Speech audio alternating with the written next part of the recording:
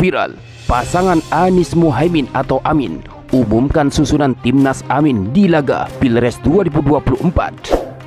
Anies mengaku sengaja bentuk susunan tim kemenangannya seperti tim sepak bola dan dipimpin oleh satu kapten yang disebut Timnas Amin. Sementara Caimin melalui timnasnya itu memperingatkan wasit agar tidak ikut bermain.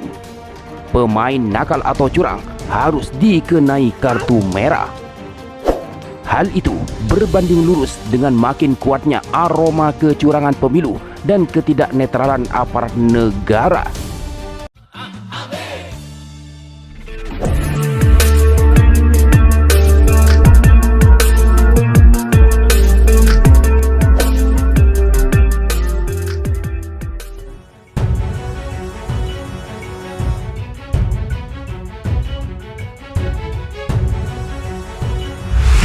Tim Nasional Pemenangan Anies Baswedan Muhaimin Iskandar atau Timnas Amin untuk pemilihan umum presiden dan wakil presiden atau Pilpres 2024 resmi diumumkan secara lengkap pada Selasa 14 November 2023. Nama-nama Timnas Amin itu diumumkan langsung oleh Anies di Jalan Diponegoro nomor 10 Jakarta Pusat.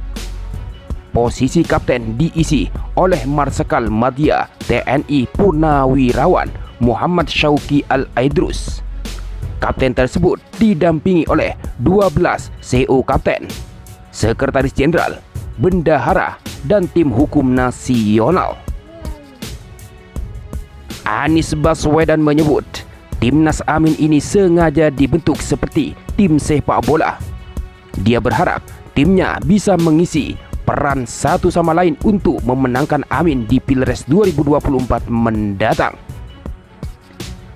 Ini sebagaimana sebuah tim sepak bola, ada line up.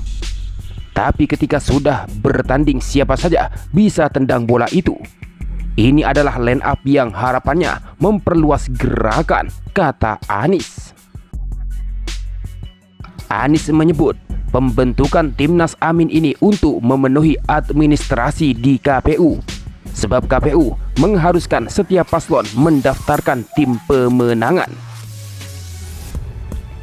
Anies mengatakan, sebenarnya selama ini tim pemenangan sudah berjalan.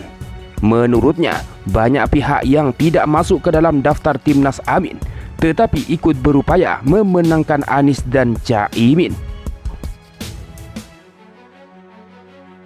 Menurut Capres-Cawapres dari Koalisi Perubahan, pemilihan presiden atau Pilpres seringkali diibaratkan mirip pertandingan sepak bola, di mana di dalamnya terdapat tim yang bertanding, wasit, dan juga penonton. Oleh karena itu, Cawapres Koalisi Perubahan untuk Persatuan, Muhaimin Iskandar, berpesan kepada penonton untuk ikut menyimak jalannya pertandingan. Sosok yang akrab disapa Caimin itu menggarisbawahi, jika ada tim lawan yang melakukan pelanggaran, maka penonton juga harus buka suara. Kalau ada yang nakal, tolong disoraki. Kalau ada yang tackling, tolong disoraki. Kalau ada yang main curang, tolong disoraki, kata Caimin dalam acara pengumuman Timnas Amin tersebut. Gunakan kamera Anda semua memotret kecurangan supaya keluar kartu kuning atau merah untuk pemain yang nakal, sambung Ketua Umum Partai Kebangkitan Bangsa itu. Pendamping Anies Baswedan itu juga secara khusus meminta agar wasit yang memimpin jalannya pertandingan berlaku adil dan tidak memihak salah satu tim. Kalau Anda wasit merangkap sekaligus pemain, saya tidak segan-segan melaporkan ke FIFA. Jadilah wasit yang objektif. Jadilah wasit yang benar-benar bisa membawa hasil pemilu yang membanggakan, tegas Caimin. Dengan dibentuknya Timnas Amin dan ancaman bagi pemain curang dengan kartu merah, hal itu untuk mengimbangi informasi dugaan adanya kecurangan yang dilakukan oleh lawan Anies Baswedan dan Muhaimin Iskandar. Apalagi dengan jadinya putra sulung Presiden Jokowi, Gibran Rakabuming Raka sebagai Cawapres Prabowo Subianto. PKB sendiri telah mencium gelagat ketidaknetralan aparatur negara pada pemilu 2024. Hal itu disampaikan oleh Waketum PKB Gus Jazilul Fawaid. Sebab menurut Gus Jazilul menyebut ada aparat negara yang condong kepada salah satu pasangan calon. Mungkin tidak ada instruksi dari pusat ya, mungkin inisiatif masing-masing. Tapi itulah yang disebut bias kekuasaan, ujar Jazilul di Nasdem Tower, Gondang Dia, Jakarta Pusat pada Sabtu 11 November. Gus Jazilul membeberkan bentuk ketidaknetralan aparat seperti pencopotan baliho hingga pelarangan acara yang berbau politik. Pak Muhaimin waktu ke Tanah Laut, Kalimantan Selatan, sama ketika kita buat acara Pak Anies di Bandung juga tidak diizinkan, jelasnya. Meminta masyarakat ikut terlibat menjaga netralitas aparat. Pihaknya sendiri mengaku tengah menginventaris tindakan tak netral aparat.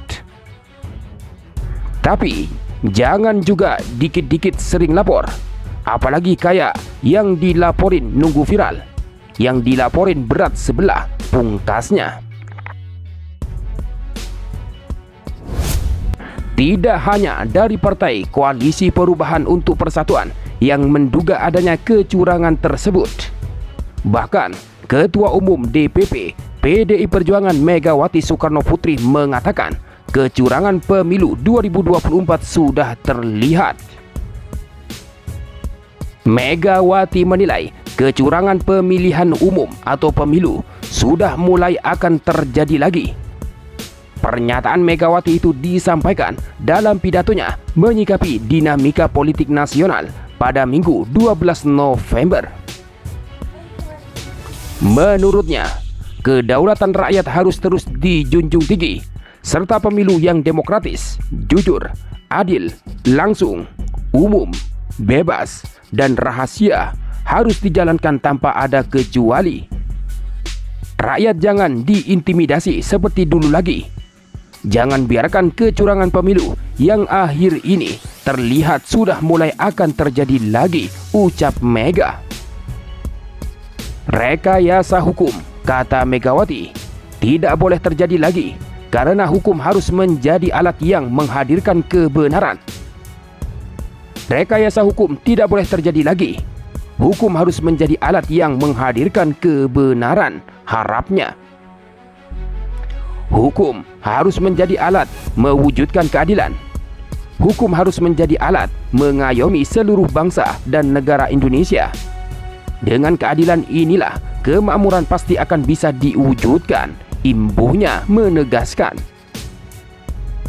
Oleh sebab itu, lanjut dia, semua pihak harus terus menggenggam erat semangat reformasi dan terus mengawal demokrasi berdasarkan nurani. Jangan takut untuk bersuara, jangan takut untuk berpendapat, selama segala sesuatunya tetap berakar pada kehendak hati rakyat.